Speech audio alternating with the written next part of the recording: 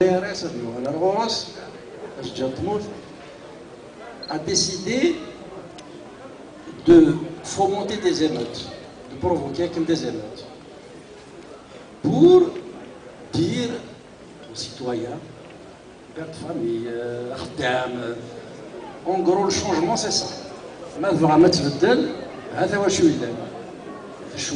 Or les émeutes, c'était quoi au début janvier? Je ne sais pas si vous avez suivi Alger. C'était, on va aller attaquer les concessionnaires de voitures. Ils ont attaqué des magasins d'électroménager. C'est-à-dire, voilà les manifestations, voilà ce que ça va donner. Et c'est là que nous avons décidé de dire qu'il faut absolument donner du sens politique à ce mécontentement populaire. Il y a quand même eu 9700 émeutes en Algérie, 9700 en 2010. Mais le mérite n'est pas à l'avenir, un peu la presse qui contrôle un peu les relais qui sont marrants, c'est changement égale chaos. Voilà un peu. Nous, on a décidé de sortir, il ne faut pas laisser sortir, on a décidé de manifester et je pense qu'il y a eu un acquis. Il y a eu un acquis pourquoi? Parce que, depuis le 22 janvier, les Algériens ont compris que ça ne va pas se jouer dans les institutions. Nous, on a même fermé le truc, on a fermé même on a largué les amarres du Parlement. Je veux dire. Notre mandat de député, dernièrement, avec Kim Saheb, ils ont été à Alouette, parce qu'il y avait des citoyens qui ont été injustement agressés dans leur profession. Donc le mandat de parlementaire, nous, on préfère l'exercer sur le terrain, on n'est pas à côté des citoyens. Bon.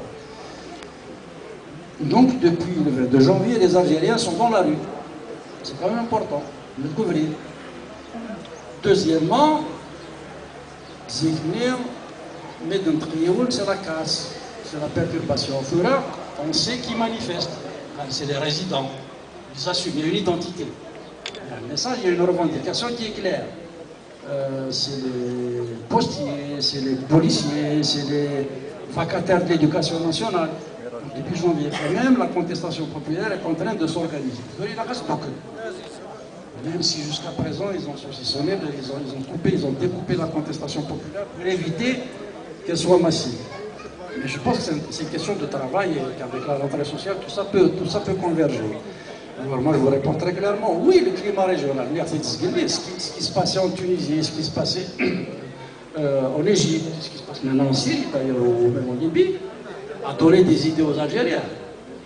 Si vous êtes quelqu'un qui a dit dictature qui tourne autour, ça n'encourage pas beaucoup. Mais quand vous voyez Ben Ali, vous voyez Moubarak, c'est vrai, on va l'empêcher de dormir un peu là de quand même, c'est toujours ça pays. Donc l'environnement géostratégique influe sur les luttes, c'est clair. Le commissaire mais vous pouvez avoir peur dans un premier temps. Encore c'est humain, moi je dis, je ne sais pas aujourd'hui. Mais là, c'est même, je ne sais pas, dans la daïra d'à côté, dans les choses, il y a un policier qui a abusé et qui a été déplacé parce qu'il y a une manifestation, on a réussi à rétablir la loi, ça va vous encourager quand même. Ce qui est vrai d'un village à un autre, un autre est vrai aussi d'un pays à l'autre. On prend une dernière question, Daniel.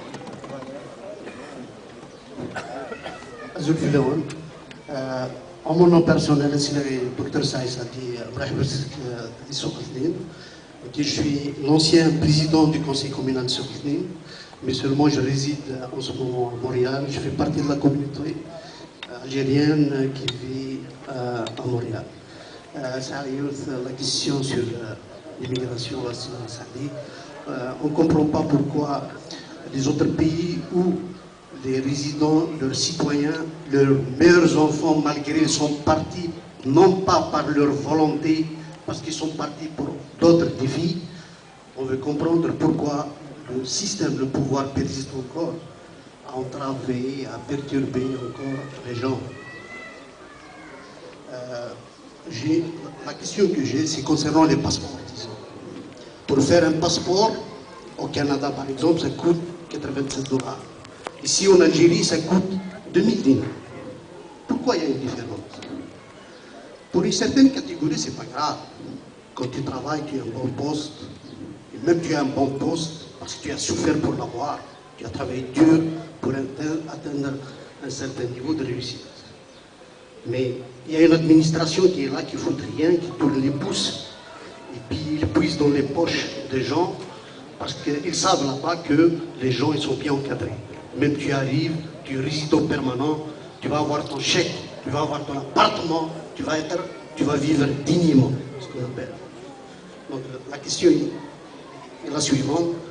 On sent que l'administration consulaire, il est un peu méprisant.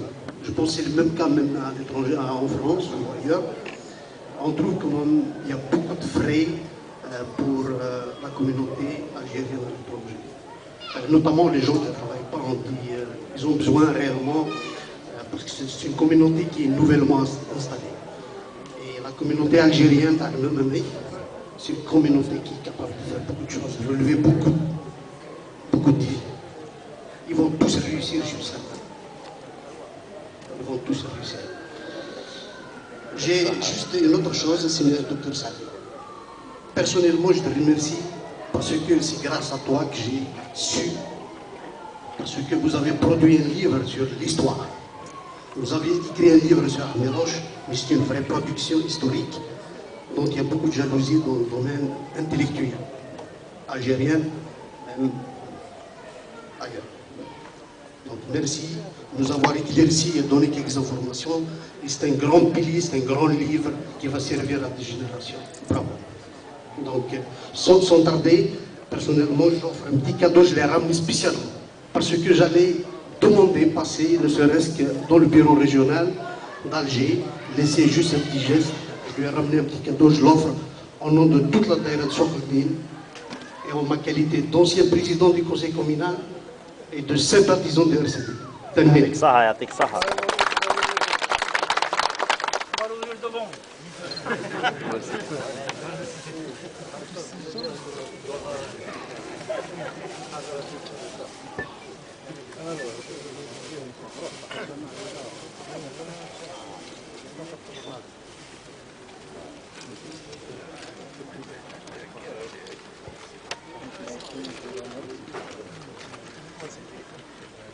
Alors, petite Slavine, donc c'est le bon moment. L'état des unis d'Obama.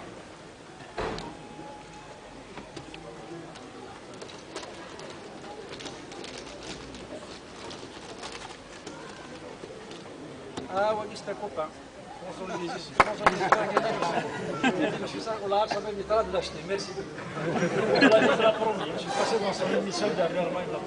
Merci beaucoup. Alors, oui.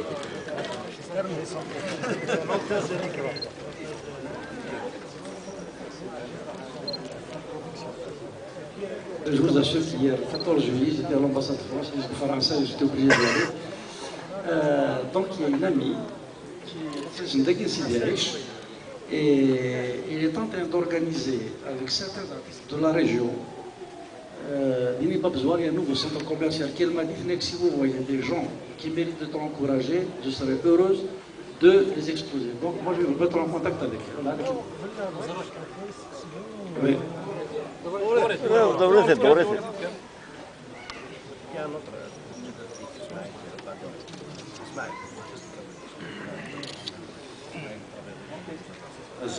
Donc, c'est le docteur Saadil Aslam, donc je me présente, je suis enseignant dans les Bazar de Zazga. Ça fait depuis 2000. Puisque c'est une école qui existe encore et qui a besoin d'un autre greffage, si je peux le dire. Donc avec moi ici, je suis accompagné